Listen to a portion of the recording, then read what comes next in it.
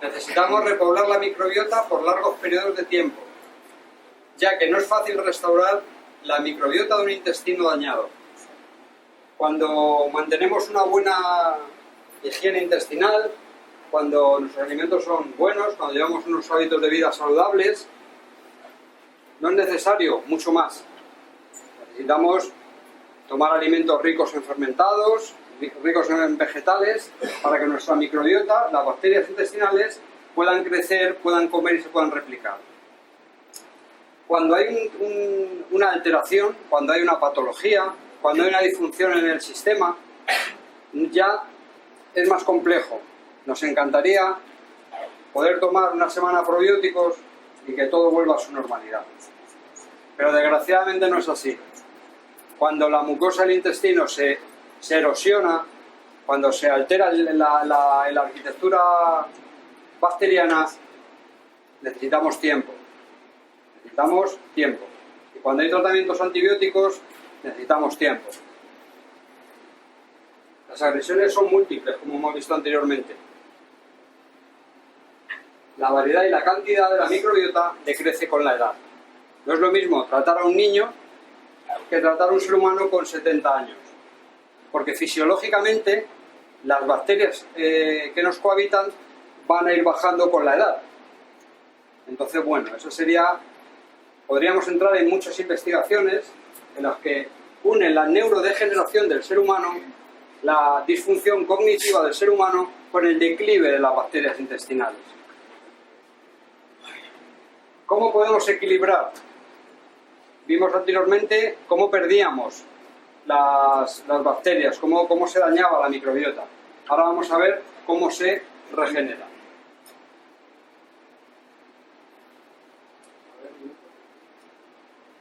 Bueno, antes de ver cómo se equilibra, vamos a ver exactamente el concepto.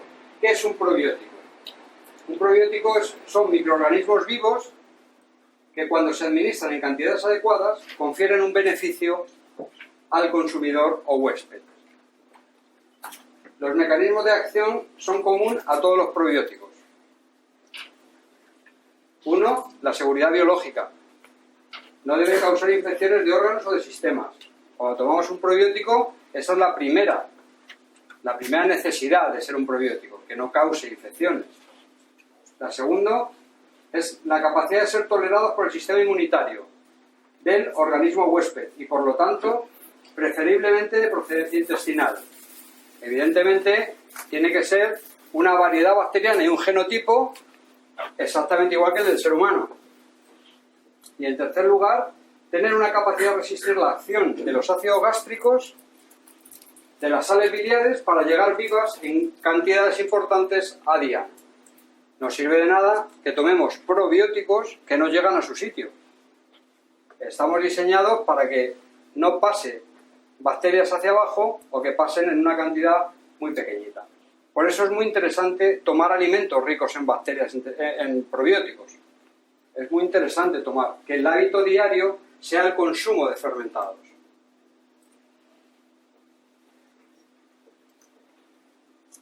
Capacidad de adherirse a la superficie de la mucosa intestinal y de colonizar el segmento gastrointestinal. El probiótico tiene que tener capacidad de llegar, adherirse y replicarse. Debe tener una sinergia con la microbiota endógena normal.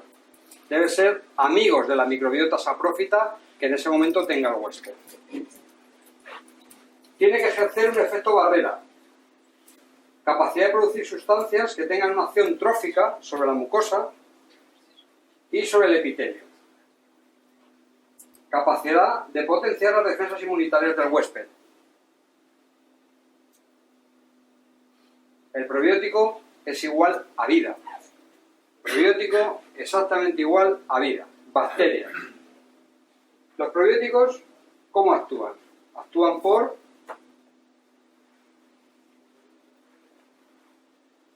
acidifican el lumen intestinal, produciendo grasas de cadena corta, como puede ser el butirato. Producen butirato para la nutrición, para que el colonocito y el enterocito estén en buenas condiciones. Inhibiendo el crecimiento de bacterias coliformes y otras similares. Los ácidos grasos de cadena corta mantienen el trofismo, mantienen la estructura de la mucosa intestinal, mayoritariamente el coloncito, el colon. Producen sustancias antibacterianas, las bacteriocinas. Por eso, las bacterias saprófitas mantienen sus nichos ecológicos, no permiten que la bacteria patógena pase donde no debe de estar. Y eso lo hacen produciendo bacteriocinas, sustancias que mantienen alejadas al otro tipo de bacterias. Generan acción competitiva por determinados nutrientes intraluminales. Compiten por la absorción, por el nutriente y también compiten por el espacio. Efecto antiviral mejorando la respuesta de inmunoglobulina local y humoral. Y también regulando la producción de citoquinas en el intestino. La producción de moco va a impedir que haya una sobreinfectación a nivel sistémico y una menor o mayor respuesta de la inmunidad.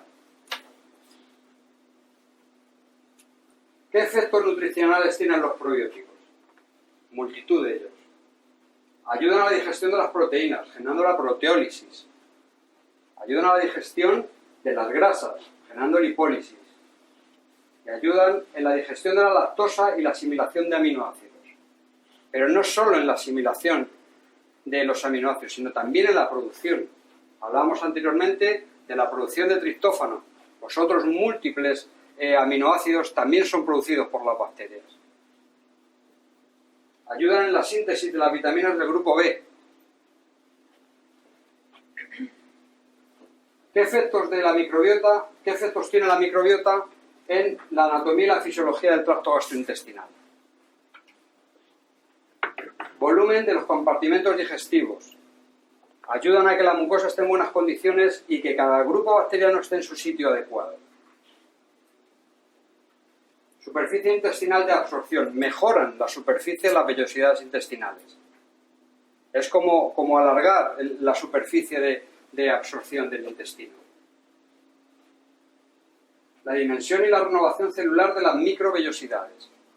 Aportan la capacidad de regeneración y de la reestructuración celular de las microvellosidades. Tránsito digestivo y motilidad intestinal. Ayudan a que haya una buena fluidez intestinal. Prebiótico y simbiótico. Prebiótico. En el último congreso del SEPIP, la Sociedad Española de Probióticos y Prebióticos, que lidera el Dr. Warner, jefe de gastroenterología del Valle d'Hebron de Barcelona, la conclusión es la siguiente: tan importante es la bacteria, el probiótico, como el prebiótico. Son exactamente igual de importantes. De poco sirve llevar la bacteria diana si la bacteria no tiene alimento y no puede replicar y dividirse. Por eso les animo a que a sus pacientes les aporten tanto pre como pro. Es lo ideal para el organismo. Y el prebiótico son ingredientes no digeribles de la dieta que estimulan el crecimiento o la actividad de microorganismos de la microbiota intestinal autóctona, resultando en un buen beneficio para la salud. ¿Qué es un simbiótico? La unión de los dos. Simbiótico es unir el pre y el pro en la misma ingesta, que es lo ideal. ¿Cómo podemos equilibrar la microbiota? Aportando probióticos, las bacterias intestinales, en cantidades suficientes y que lleguen a diana. Aportando el prebiótico, el alimento, el nutriente para que la bacteria llegue, replique y crezca. Una dieta rica en fibras y alimentos fermentados es beneficiosa para la microbiota, para el crecimiento de la microbiota. Y cuando es pobre en proteínas y azúcares rápidos, también es bueno. Pero cuando es alta en azúcares rápidos y proteínas, estamos beneficiando a la flora saprófita, la flora de putrefacción, cadaverinas, putrefactinas, etcétera, etcétera. Y si observamos el entorno, cada vez se comen más alimentos refinados y más alimentos proteicos. Aportando alimentos fermentados, decíamos que podemos mejorar en una cantidad muy alta, la mejora del tracto gastrointestinal y la mejora de las bacterias que nos cohabitan. Por ejemplo, el miso es un alimento de origen asiático que se hace por un fermentado de soja que tiene muchos lactoacidófilos y muchas bifidobacterias. Entonces es un alimento muy rico en este tipo de bacterias, muy sanas para el tracto gastrointestinal. Decirles que el miso es una pasta que se echa en el caldo, pero se echa cuando no esté cociendo. Las bacterias son hipertermófilas algunas, pero no estas. Estas por encima de 50 grados empiezan a degradarse de forma muy alta, por eso recomendamos que el miso se eche en el alimento cuando vayamos a consumir el caldo, porque si no hay una degradación bacteriana. El tempe es también otro producto fermentado, rico en bacterias. El natto, el único alimento en la naturaleza, bueno, el único no, el más rico alimento en la naturaleza de vitamina K2, menaquinona K2. Muy rico, el Natum fermentum la bacteria produce vitamina K2. Muy saludable para el sistema cardiovascular, pero tiene un sabor un poco intenso, un sabor raro para los occidentales. Los pickles. Hasta ahora hemos hablado de los alimentos, bueno, un poco habituales en la dieta humana, en la dieta occidental. Los pickles, los encurtidos de toda la vida, muy ricos en ácido láctico y lactoacidófilos. El kimchi, esto es otra comida coreana también, es un fermentado de unas verduras que es muy rico también en bacterias. Y ahora viene ya lo conocido. Yogur. Yogur rico en bifidobacterias, muy rico en bifidobacterias. Bueno, kombucha, ahora hablaremos de kombucha. Y kéfir, ambos conocidos. Y los quesos. Los quesos no pasteurizados de leche cruda nos aportan bacterias. Si están pasteurizados, ya no. Porque las bacterias lo que hacen es fermentar el queso, pero si lo pasteurizamos, elevamos mucho la temperatura y nos cargamos las bacterias. Entonces, queso sí, pero de leche cruda y no pasteurizado. Que no hay demasiado en el mercado, a excepción de productos ecológicos, etcétera, etcétera. Quería hablarles sobre el kombucha. Kombucha es una bebida rica en levaduras. Se obtiene por la fermentación de una levadura que fermenta azúcares rápidos y estructuras de Camellia sinensis, estructuras del té. ¿Qué ocurre? Que cuando hablamos de salud digestiva y hablamos de levaduras, da miedo. Es como no hay buena relación entre las levaduras y la salud digestiva. Decirles que Saccharomyces boulardii es una levadura. Es una levadura que no coloniza el organismo, está 72 horas en el tracto gastrointestinal y sale.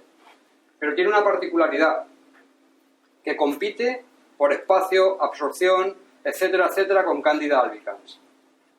Según Stephen Olsten, uno de los padres de la candidiasis sistémica, uno de los investigadores más importantes en candidiasis sistémica, él dice que es muy difícil luchar contra una candidiasis sistémica sin aportar Saccharomyces boulardii. Es muy complejo. Entonces, él aboga por introducir Saccharomyces boulardii en la dieta cuando queremos tratar una cándida. Saccharomyces boulardii es el ultralevura de toda la vida. Es el probiótico, uno de los probióticos más utilizados en gastroenterología, el ultralevura de toda la vida. Entonces, bueno, decirles que es eso, que está durante 72 horas en el tracto, no coloniza y sale. Otra manera de aportar al organismo probióticos y prebióticos es tomando un suplemento. Hay multitud de suplementos en el mercado, muchos de ellos muy buenos y otros no tanto. Se sabe hoy en día que el sistema es diana dependiente. A tantas bacterias llegan, tal es la respuesta. Nosotros utilizamos de 15 grupos bacterianos, lactobacilos, bifidobacterias, enterococos y streptococos, utilizamos 50.000 millones en toma. De esta forma, 50.000 millones es una cantidad elevada, muy elevada. Ahora mismo en el mercado solo hay otro producto que supera esto, evidentemente lo supera con mucho. Tiene 500.000 millones. Es el probiótico con más estudios clínicos de la historia. Se llama VSL3. Les animo a utilizarlo. es de una gran multinacional farmacéutica, pero es un muy buen producto. VSL3 tiene 500.000 millones por toma en sobre. ¿Qué ocurre? Que decíamos antes que el sistema humano está diseñado para que las bacterias no lleguen a diana. Claro, pero como hay un estudio también que demuestra que llegan al 40%, si de 500.000 millones llegan al 40%, llegan muchas. Llegan muchas. Nosotros lo que hacemos es, como no utilizamos tantos miles de millones, utilizamos 50.000 millones, utilizamos una cápsula gastroresistente vegetal patentada, que llega justo donde tiene que llegar. No perdemos nada en el camino, llegan las 50.000 millones, porque está diseñada para que se abra en totalidad en el colon. Entonces, bueno, se pueden hacer las cosas de dos maneras, aportando muchísima cantidad o protegiendo la cantidad que llevas. Lo normal que hay en el mercado está en 6.000 a 10.000 millones por toma. Nosotros utilizamos 50.000. Entonces, bueno, decirles también que aportamos las levaduras. Aportamos 2.000 millones de Saccharomyces boulardii en el mismo producto.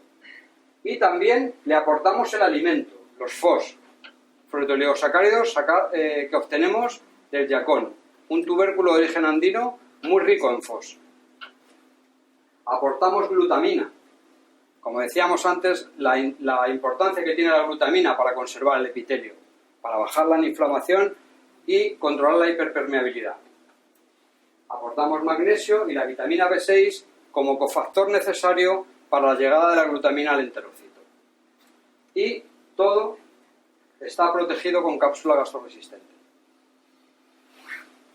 Nosotros en nuestro laboratorio lo que vendemos es un simbiótico. Hemos hablado hasta ahora de la importancia que tiene la ingesta de probióticos y de prebióticos en la salud humana. Y hemos dicho que necesitamos tiempo para repoblar. Necesitamos espacios de tiempo cuando hay patología por lo menos 3 meses. Y cuando hay patología grave por lo menos 1 año. Pero les animo a no utilizar siempre el mismo. Cambien de probiótico. Roten el probiótico. Cada mes cambien el probiótico al paciente. Porque cada laboratorio utilizamos diferentes equilibrios bacterianos y diferentes cantidades. Utilicen probióticos de buena calidad, pero rótenlos. Bien, hemos dicho que las funciones de la microbiota son varias. Establece el normal funcionamiento de la mucosa, genera una función de barrera, modula la inmunidad, participa en los ciclos metabólicos y produce nutrientes. La flora comensal se encarga de evitar la colonización de microorganismos oportunistas, de microorganismos del exterior. Esto estamos recordando. Encargada de aportar energía a las células para algún funcionamiento de la mucosa, la producción de butirato mayoritariamente. Modula los procesos de la inflamación. Modifica el pH del medio.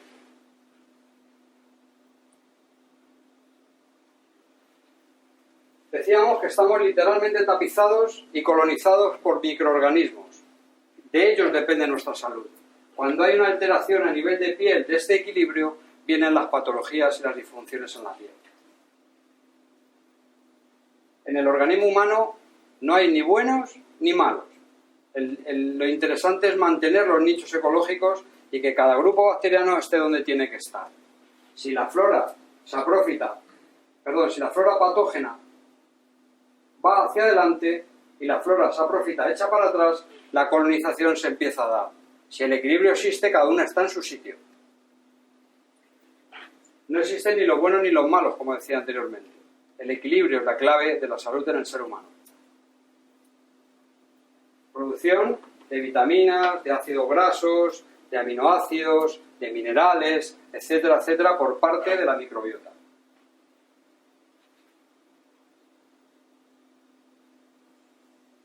Evidencias científicas publicadas de por qué funcionan los probióticos. Inhibición de microbios patógenos. Hemos dicho que esa era una de las funciones principales que tenía la microbiota. Decidir lo que entra y lo que no entra.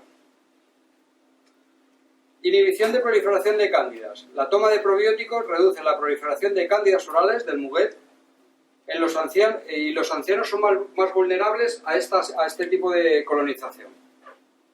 Un estudio realizado con 276 voluntarios con edades hasta los 95 años en el que un grupo tomó durante 4 meses 50.000 millones de probióticos y el otro placebo. El resultado 4 meses después es que se redujo la cantidad oral en un 75%. Es una cantidad muy elevada, pero es que el quid de la cuestión es que está publicado en Lancet. Está publicado en Lancet en el año 94. Año 94. 75% de reducción de cándidas orales. Más evidencia. La suplementación de probióticos reduce el riesgo de Clostridium difficile asociado a pacientes con enfermedad crítica. Estudio realizado con 22 pacientes en la UCI tratados con antibioterapia. La suplementación con Plantarum redujo en un 100% la colonización por Clostridium. 100%. Publicado en Anestesiol en el 2008. Más evidencias. La potenciación de la inmunidad aumentando la actividad fagocítica, estimulando la proliferación de células inmunitarias. Aumento de inmunoglobulina A y equilibrio entre TH2 y TH1. 30 voluntarios hasta los 84 años en que un grupo recibe 50.000 millones de lactobacillus y otro 5.000 millones, ambos durante 3 semanas. Aumenta cuantitativamente la producción y actividad de las CD4 y de las natural killer.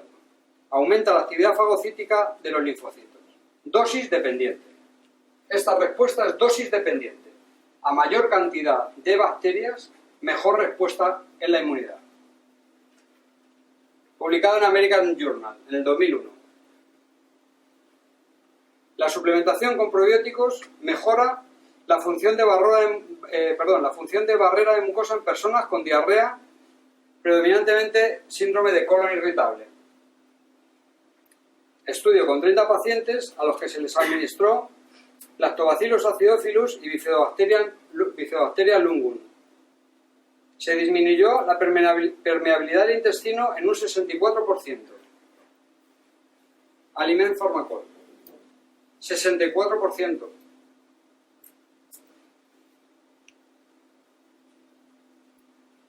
Probióticos en el tratamiento de la vaginitis. Estudio con 60 mujeres con vaginitis bacteriana. 2 grupos. Al primero se le suplementa con supositorios vaginales de acidophilus, Lactobacillus acidophilus. Y el segundo se le suplementa con Lactobacillus paracasei. 2 bacterias diferentes. En ambos mejora el pH vaginal y los síntomas de inflamación, pero con mejores resultados en el tratamiento oral.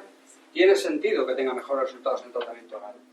¿Por qué? Porque si hemos dicho que el gestor de la inmunidad es el intestino, todo lo que le llegue directamente a él va a ser el que se va a encargar de dar la respuesta a todo el organismo. Independientemente de que sean bacterias diferentes. Este es un estudio con bacterias diferentes, pero hay estudios que demuestran que las baterías, los compuestos bacterianos, son lo que mejor actúa a nivel de la vaginitis. Independientemente de los supositorios. Porque no hace falta utilizar los supositorios. Se puede utilizar un tampón mojado en yogur natural, colocado por la noche y se acabó. Nos evitaríamos el antibiótico y todos los micostáticos que utilizamos. Los probióticos son una alternativa para evitar el antibiótico y tener un efecto de tratamiento para más tiempo. Minerva Ginecol en el año 2006. Sé que hay muchas mujeres que entienden como una normalidad tener infecciones a lo largo de su vida. Bueno, pues puede ser su normalidad, la normalidad de esa mujer en específico, porque no es normal tener infecciones repetidas. Cuando tenemos infecciones repetidas, nos está diciendo el sistema que hay un problema en la inmunidad intestinal. Algo no funciona en la inmunidad intestinal. Si hemos dicho que el 80% de la inmunidad es digestiva, es intestinal, y las mucosas están íntimamente conectadas, cuando ocurre algo ahí abajo, es que ocurre ahí arriba. Más evidencias. Esto es apabullante. En niños ya es, vamos, la suplementación con probióticos reduce la incidencia de fiebre, rinorrea, tos y uso de antibióticos en niños y jóvenes. Estudio realizado con 110 niños, entre 3 y 10 años.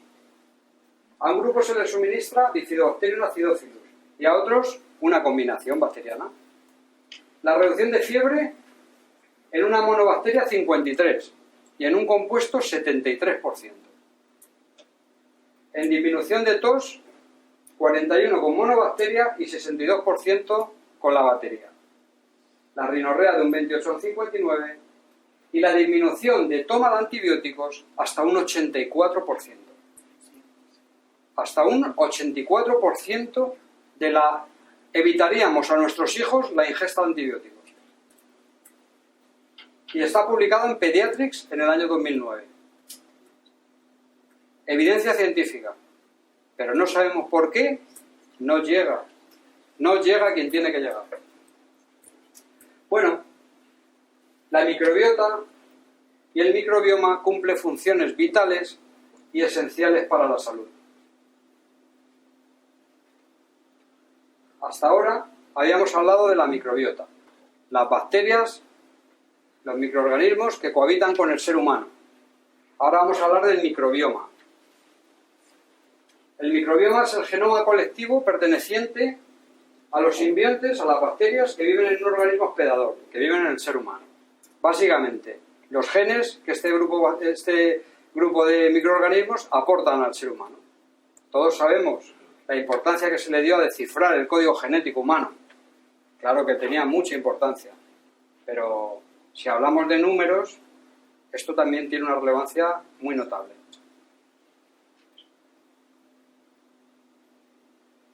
Metagenoma.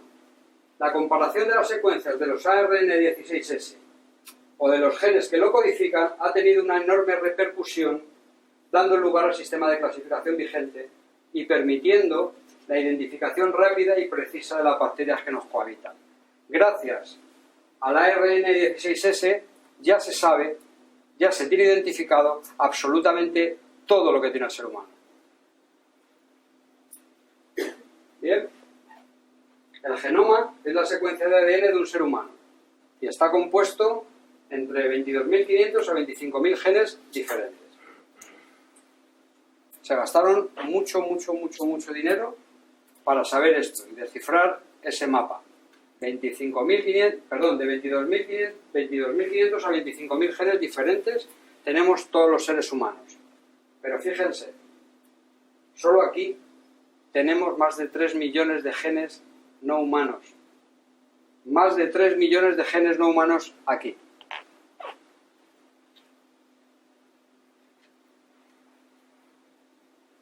Un ser humano, lo de atrás no lo ven, es un enanito, en el que tenemos 25.000 genes, en el mejor de los casos. Y esto es el aporte genético de las bacterias que nos cohabitan. Más de 3 millones de genes no humanos. ¿Y qué es el microbioma? Pues exactamente esto, el conjunto de genes que aportan los microorganismos que nos cohabitan.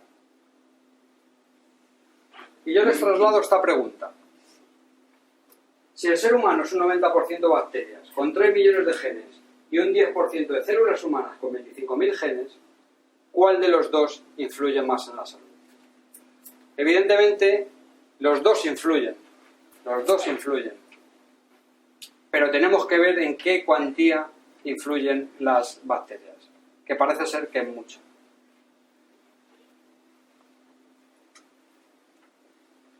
Un gen puede presentar pequeñas variaciones en su estructura. A esto se denomina polimorfismo genético, diferentes expresiones de un mismo gen. Y está presente en más del 1% de la población. La epigenética tiene mucho que decir, los hábitos de vida, lo que hacemos con nuestro día a día, lo que comemos, con quién nos relacionamos, dónde vivimos, los tóxicos a los que estamos expuestos. La genética depende de ello también. Antes sabía la ciencia que la genética era lo que te había tocado. Esto es lo que te ha tocado y no hay más. Hay que aceptarlo y se acabó. Eso pertenece al siglo pasado. Hoy se sabe que lo que sí que es decisivo es la epigenética. La genética es lo que te ha tocado. Tu mamá y tu papá te dio un bote de gasolina cuando naciste. Ese es el aporte genético de tu papá y de tu mamá. Pero si tú a lo largo de tu vida no te juntas con nadie que tenga fuego, no expresa los genes. La epigenética sí que es determinante en la salud humana. Determinante lo que hacemos con nuestra vida. Lo que comemos, lo que inhalamos, con quién nos relacionamos, etcétera, etcétera. Ese bidón de gasolina lo podemos pasear por el mundo, que si no nos juntamos con nadie que tenga fuego, no prenderá y no se expresará. Y decirles que solamente entre el 10 y el 12% de los cánceres más graves son genéticos. Son genéticos. Y la Organización Mundial de la Salud dice que 1 de cada 3 de los que estamos aquí padeceremos cáncer. 1 de cada 3. Es brutal. Y neurodegeneración otro tanto. Y patologías cardiovasculares otro tanto. Pues decirles que tiene solución. Que depende de lo que hagamos con nuestra vida. Depende de lo que hagamos con la epigenética. Depende de qué hagamos con ese bidón de gasolina.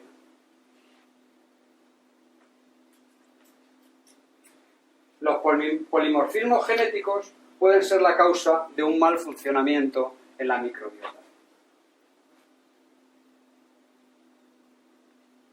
Los investigadores confirman que la microbiota intestinal participa en la actividad genética de nuestro cerebro superior y desde la infancia las bacterias digestivas nos ayudan a establecer y desarrollar ciertas zonas del cerebro involucradas en la memoria y el aprendizaje.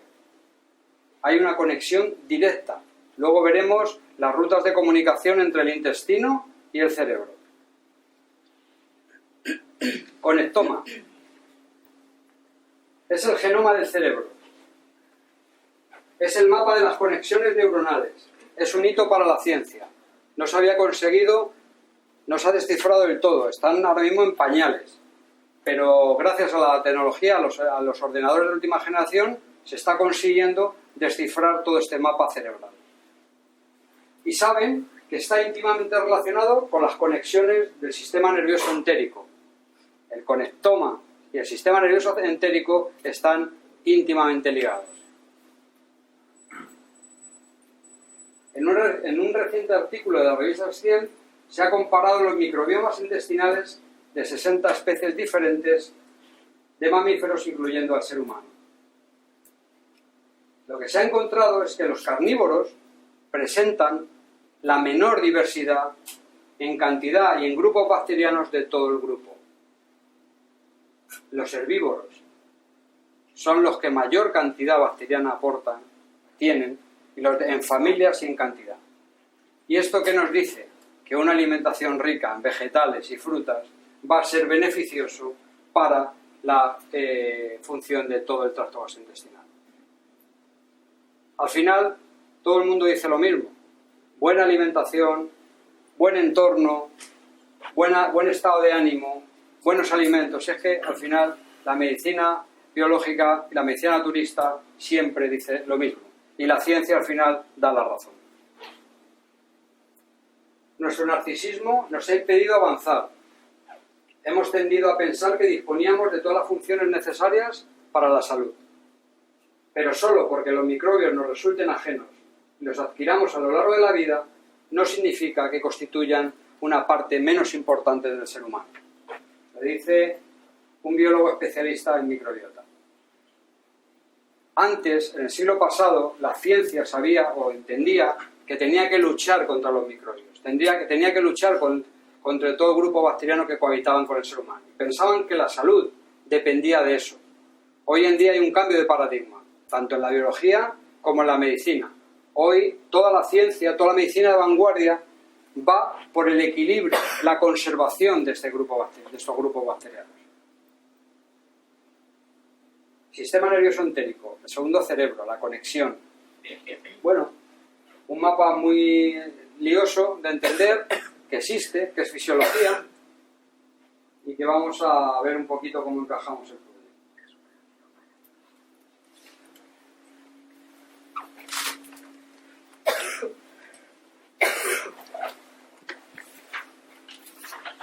El nervio vago es una de las rutas principales que utilizan las bacterias intestinales para transmitir la información.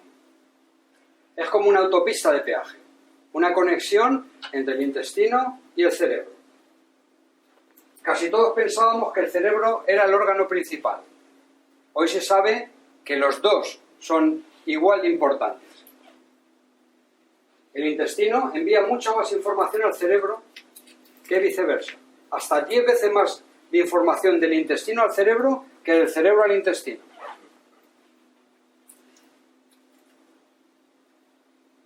Existen, como hemos visto, más de 10 rutas de comunicación, pero vamos a hablar un poquito sobre 4. Una de ellas es el nervio vago y las neuronas espinales aferentes. Comunican el intestino con el cerebro. Mediadores inmunes, citoquinas. Hormonas intestinales. Moléculas de señalización derivadas de la microbiota intestinal. Todas estas transmiten las señales desde el intestino al cerebro, mientras que las neuronas del sistema nervioso autónomo lo hacen del cerebro al intestino. Normalmente estas señales que son transmitidas desde el digestivo al cerebro no alcanzan el nivel de conciencia a excepción de algunas náuseas y dolores. Las bacterias pueden ejercer efectos a distancia. Emiten señales químicas de comunicación. A esto se denomina conversación biológica cruzada. No se sabe cómo se comunican, pero saben que se comunican. Están investigando cuál es la forma. No saben si tienen teléfonos móviles o cuál es la forma de comunicación entre ellas, pero es una realidad que se comunican. Bien, Michael Gerson era un investigador, jefe del Departamento de Anatomía y Biología Celular en una universidad en Estados Unidos, y fue uno de los creadores de la neurogastroenterología. Y también uno de los padres que llegó a la conclusión de la serotonina entérica. Descubrió la serotonina entérica con un grupo de investigación. Y escribió un libro que es la Biblia en la neurogastroenterología, que es el segundo cerebro.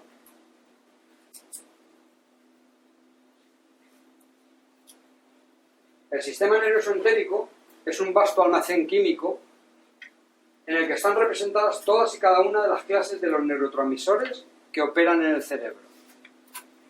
Nuestros intestinos producen serotonina, dopamina, oxitocina, etcétera, etcétera, etcétera. Todo lo que se produce en el cerebro se produce en el intestino. Lo único que varía son las proporciones. Pero absolutamente todo lo que se produce en el cerebro se produce en el intestino. Las células del sistema nervioso intestinal son tan ricas y complejas como las del cerebro. El sistema nervioso entérico, al igual que el cerebro, carece de colágeno y presenta una estructura semejante a los astrocitos, células del sistema nervioso central. El peso total de las bacterias humanas supera los 2 kilos. El cerebro humano como máximo 1,400. Varios científicos consideran la posibilidad de que el sistema nervioso entérico pueda memorizar emociones, sufrir estrés y tener sus propias psiconeurosis.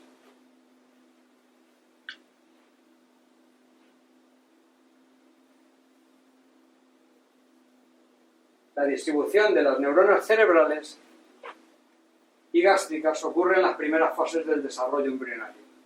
En las primeras fases de la creación del individuo se producen paralelas. El sistema nervioso entérico se forma a partir de células que migran hacia el aparato digestivo desde 3 puntos distintos de la estructura embrionaria llamada cresta neural. En el inicio va paralelo.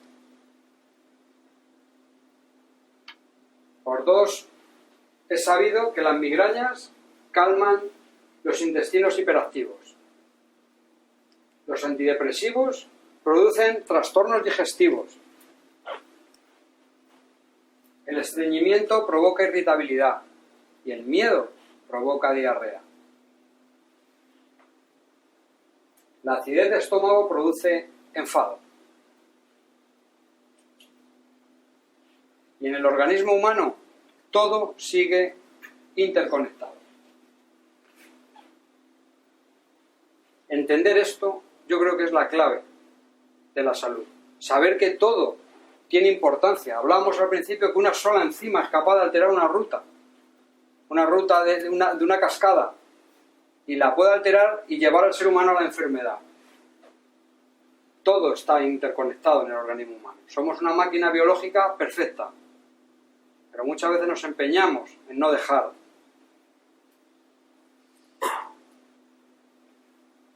Psico-neuro-inmunoendocrinología. Un palabrejo que lo único que viene a decir es que al final el gestor es este y este. El gestor de la salud.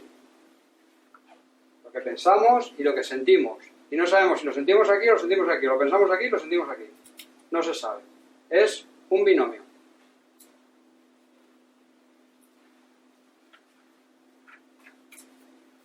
La comunicación molecular humana está mediada por, en la parte psiconeurológica, neurotransmisores, neuromediadores y neuromoduladores. La parte inmunológica en interleuquinas e inmunomediadores. Y la parte hormonal, hormonas y péptidos. La parte de atrás no lo veis bien, ¿verdad? La parte psico, límbico, circuito de lo vital, de lo propioceptivo, de lo primigenio y de lo visceral y ancestral. Comentábamos antes que respondemos igual que hace 5.000 años. La parte más primaria del ser humano, la parte de las emociones, la respuesta es la misma. No hemos cambiado en absoluto. Lo único que ha cambiado es la intensidad. Antes padecíamos emociones para salvar la vida. Teníamos estrés en agudo. Intentábamos ir a cazar, intentábamos salvar la vida por el animal con el que estábamos cazando. Acabábamos de tener ese proceso y todo volvía a la homeostasis. Hoy en día ya no cazamos. Ya vamos a los supermercados a por la comida. Pero tenemos hipotecas, tarjetas, pagar no sé qué, problemas con la pareja, etcétera, etcétera. Los niveles de respuesta son menores, pero alargados en el tiempo. No permitimos que el cuerpo entre en su homeostasis.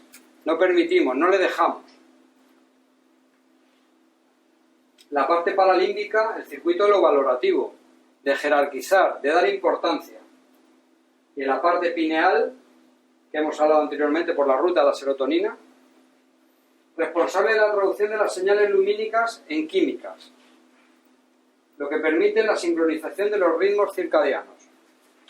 Ruta de la serotonina desde inicio hasta final por parte de la pineal de la producción de melatonina. Cuando el ojo deja entrar luz por la retina, se propulsa la pineal. La pineal entiende que es de noche y empieza la producción de melatonina, potente hormona antioxidante, potente hormona antienvejecimiento y bueno, una de las neurohormonas más interesantes del ser humano a nivel de salud, que inhibimos continuamente con los wifi, con dormir con luces en la habitación, etcétera, etcétera. Solo el cerebro entiende que tiene que precursar melatonina cuando no hay luz. Por eso les aconsejo que duerman con habitaciones con la luz apagada, o con luces muy bajas, ni con pilotos rojos, ni nada de esto, porque eso lo que hace es engañar a la pineal.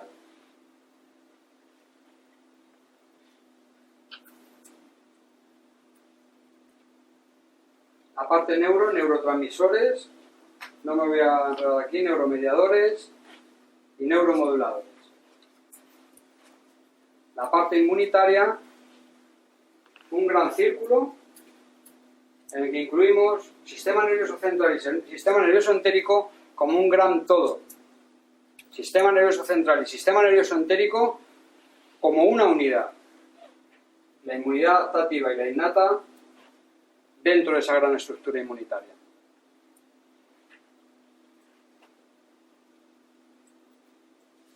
Ninguno de los sistemas es más importante que el otro.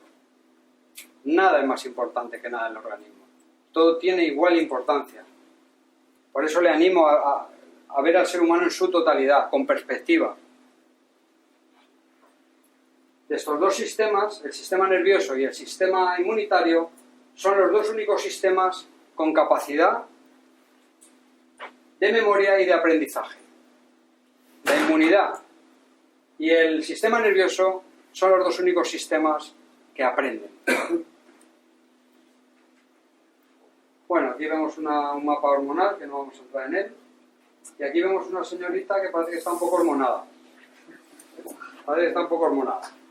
Decirles que las hormonas en el organismo están en dosis entre 2 a 5 nanogramos mililitro. Entre 2 a 5 nanogramos mililitro. La homeopatía molecular, la homeopatía por debajo del número de Avogadro, podría ser una explicación de por qué funciona. Porque las hormonas están en 2 a 5 nanogramos mililitro y en la homeopatía molecular existe molécula que tiene acción como una hormona. La medicina del futuro no duda que una situación emocional influye sobre el cuerpo y determina o modifica una enfermedad. Esto es una realidad hoy en día.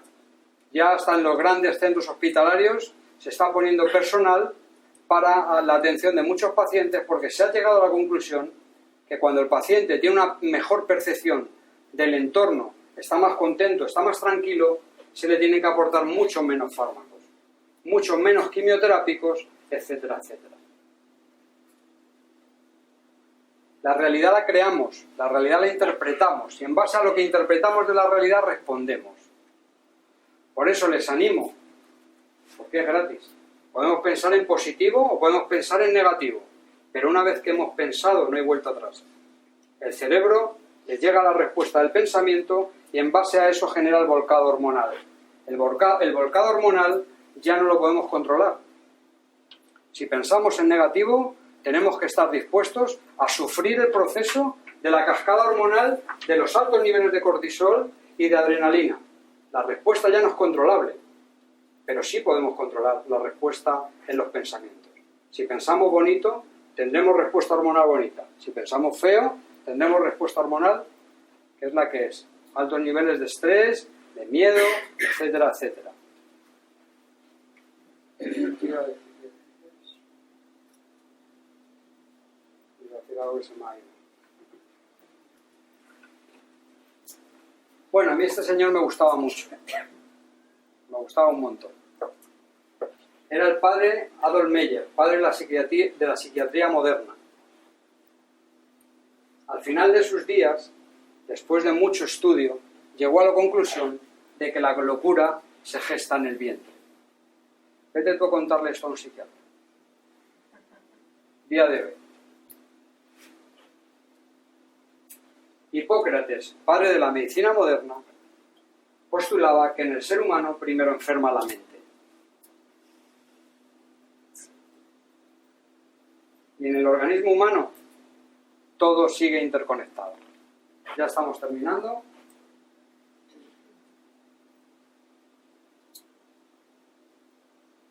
Hasta ahora hemos hablado de la anatomía y la fisiología del tracto gastrointestinal. Hemos hablado de la inmunidad de las mucosas, bacterias y tipos, cómo tenemos distribuida la microbiota, cómo la obtenemos, cómo la perdemos y cuáles son las funciones y la repercusión en la salud humana.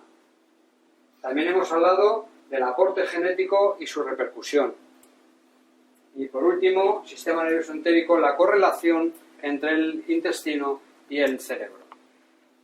Y una de las explicaciones que es la psiconeuroinmunoendocrinología. Y bueno, esta lectura me ha ayudado a hacer la presentación. El síndrome de intestino y la psicología GAPS es un muy buen libro en el que interrelaciona, sobre todo en niños, los problemas tanto de autismo como de dispraxia, dislexia, etcétera, etcétera, que hay entre las disfunciones de este tipo entre el intestino y el cerebro. La biología de la creencia de Lipton es un libro que les animo a que lean porque es un cambio de paradigma en la biología. Es el explicar por qué ocurren cosas que son una evidencia. La evidencia científica la saqué del libro de medicina ortomolecular del Dr. Chover, muy bien documentado y un libro muy interesante. Fundamentos de bioquímica metabólica también, microbiología médica, el segundo cerebro. ¿Y por qué las cebras no tienen úlcera? Para mí el mejor tratado sobre el estrés de Robert Sapolsky, un profesor de una universidad, me parece que es de Stanford, sí, de Stanford, y es uno de los mejores tratados sobre el estrés. Cómo afecta el estrés a cualquier patología y cuál es el vínculo que hay con la salud humana. Es un muy buen libro, con una buena lectura, y me parece un libro interesante. Y bueno, esto es básicamente... Y alguien que sabía mucho de medicina decía que la alegría es garantía de salud y longevidad. Doctor Santiago Ramón y Cajal. Bueno, y si lo decía él que sabía mucho de medicina, pues nosotros lo corroboramos. Muchas gracias por su atención y nada, que tengan un buen fin de semana.